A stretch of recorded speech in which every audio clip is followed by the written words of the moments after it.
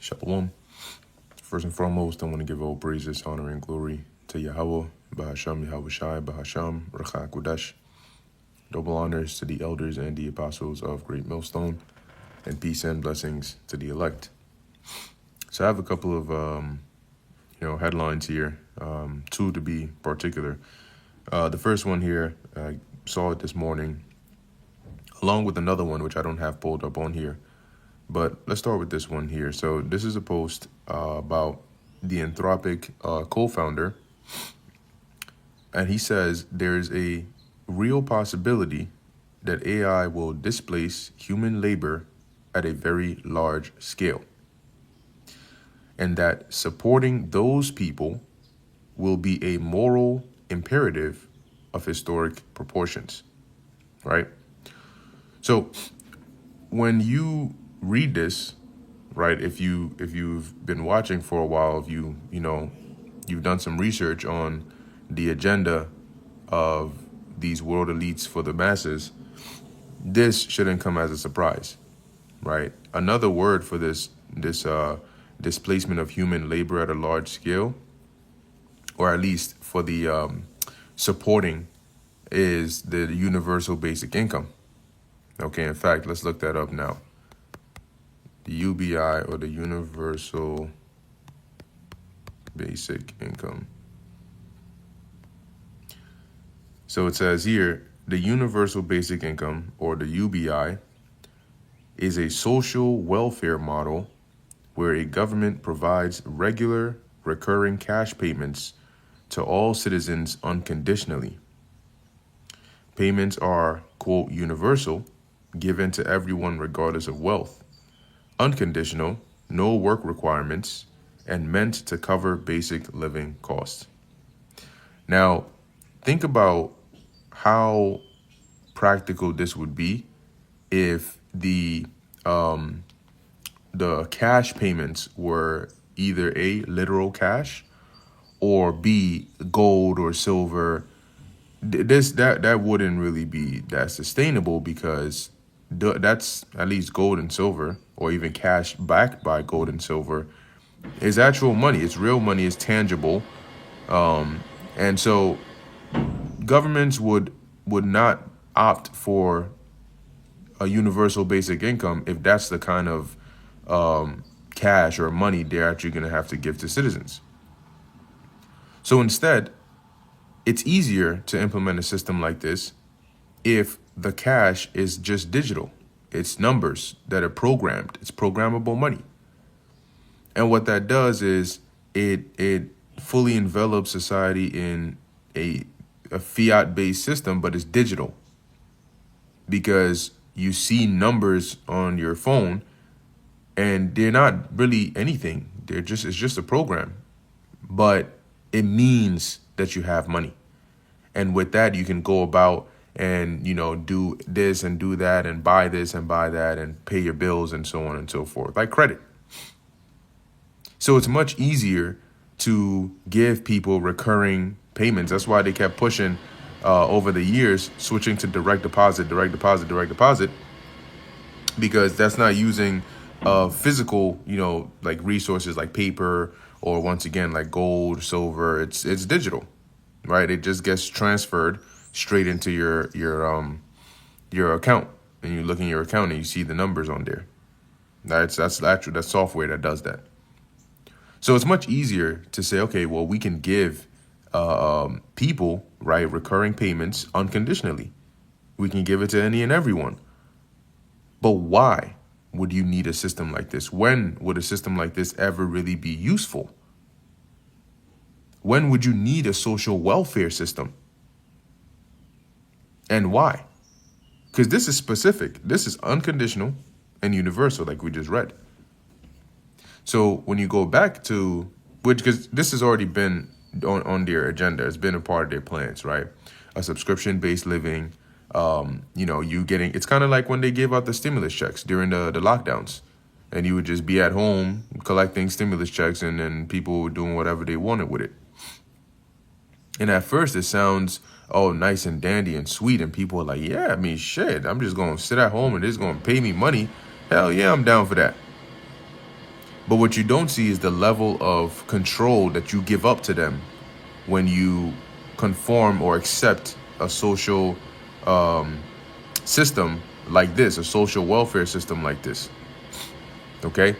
Because you give up your ability to be independent to a degree. You give up your ability to control your income to a degree.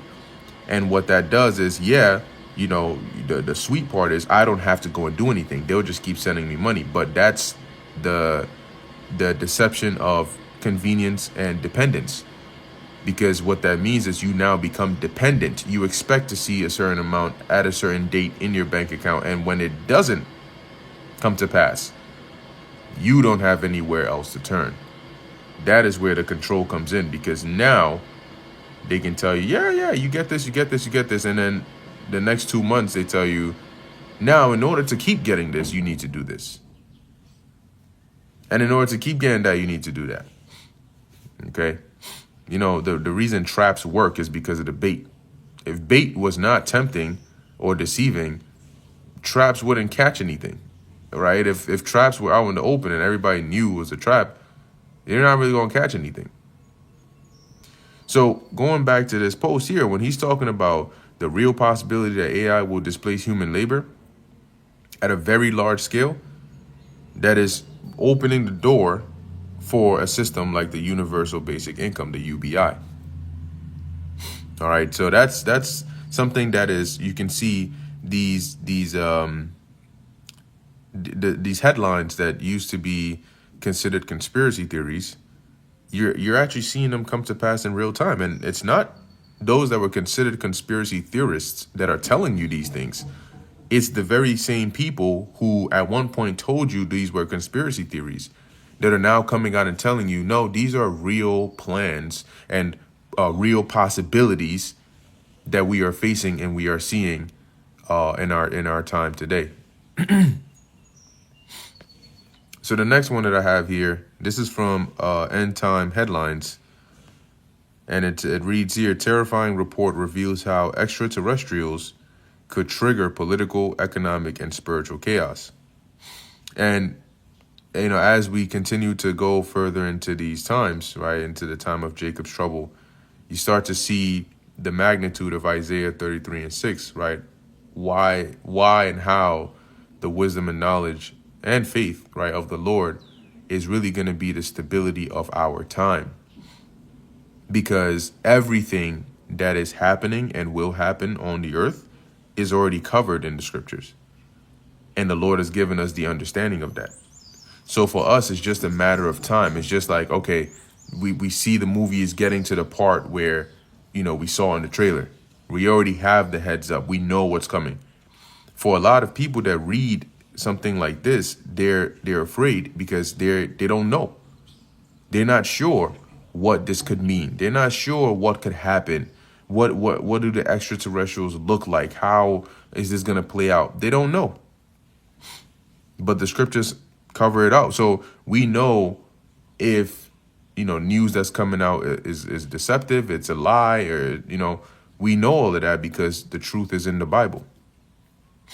The arrival of an extraterrestrial technological device could unleash unprecedented chaos across political, economic, and spiritual spheres, or spheres, however you pronounce that, on Earth.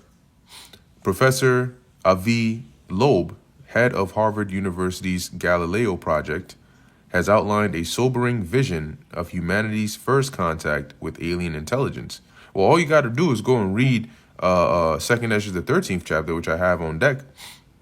Okay, and Revelation 12 mentions that. Revelation, the 19th chapter, mentions that, about the first contact with the extraterrestrials, which really it's the heavenly, it's Yahushai, right, and the heavenly host. And what's that, Zechariah 5? And it's not going to be peace. The Lord said he didn't come to send peace on earth. Anyway, far from the dramatic invasions depicted in films like War of the Worlds, Loeb argues the encounter would likely involve an AI-guided technological probe rather than living beings. Well, he is wrong. Due to the immense distances separating star systems. And that's, once again, that's thinking from a human standpoint, limitations that we may have. We're not dealing with, people have it in their minds that extraterrestrials or aliens are just another form of life outside of us that are still, they're just more advanced than we are. No. We're talking about the heavenly host. They're not on the same level as us, right? Like they're not,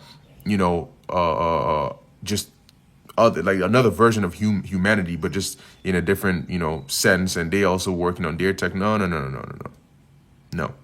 These are divine beings. These are angels, right? And the Son of God that basically created everything. So he couldn't be further from the truth here. But anyway, let's read a bit more. The mere presence of such advanced technology would pose a potential threat to all Earthlings, Loeb warned, as it would instantly expose the limitations of human capabilities and append long-held assumptions about humanity's place in the cosmos. Yeah, in other words, it's going to humble humanity and put them in their place. And in 2nd Esdras, the 13th chapter, it mentions that when the fighters, right, the military that would fight against the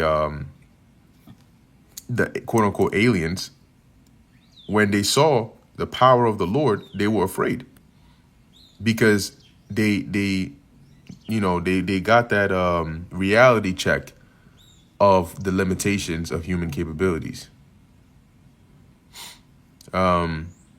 Economic markets would face immediate turmoil amid deep uncertainty about the future. The stock market may crash due to the uncertainty about the impact of the encounter, if it hasn't already crashed already by then, on the future of humanity, Professor Loeb told the Daily Mail. Psychologically, the revelation would deliver a profound shock, humbling both religious and secular worldviews by demonstrating that humanity is not at the pinnacle of intelligent life. Exactly. They're going to see what we've been prophesying about for all these years. Wisdom of Solomon, the 5th chapter, describes that. And that shock is going to be remembered throughout history for years and years and years and years to come. Like the shock of Egypt. Loeb described it not as an outright crisis, but as a realization. No, it's going to be an outright crisis. In fact, it's going to be worse. But as a realization that we are not at the top of the food chain, cosmologically speaking. Yet amid the upheaval, there could be, now here's the interesting part, because this is also prophesied to happen. There could be a unifying effect. Loeb suggested the common external challenge might bridge Earth's divisions. So basically having a common enemy would be, or could be enough to have Earth, the divided nations, the countries, that are at war, to say, let's put our differences aside, or else none of us are going to exist after this, and let's fight against this threat. Likening it to family members falling silent when a stranger knocks at the door. Right, they could be arguing and going back and forth, and they hear some random strange knock. Everybody's quiet. Nobody's arguing with each other anymore. Now everybody's like, oh, who's that? In a blog post, he cautioned, it would be foolish of me to forecast what this blind date of interstellar proportions might look like. One thing is clear. We must observe our dating partner. Oh, you think a date? Okay. A date with God, huh?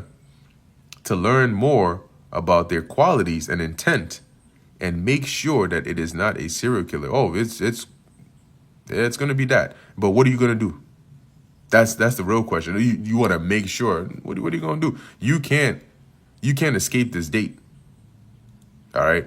And you damn sure can't do anything about it. So, yeah, good luck with that.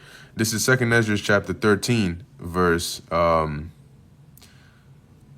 know what? I don't even know where I want to start. Let's see. Let me jump up, and then I'll come back down. So 2nd Esdras 13, in here, Ezra receives a vision about the return of the Lord. okay, of the Messiah. In the secular view, this is going to be looked at as extraterrestrials, UFOs, UAPs, aliens visiting the earth or encountering the earth. In the biblical view, this is the return of the Messiah with the angels. Okay?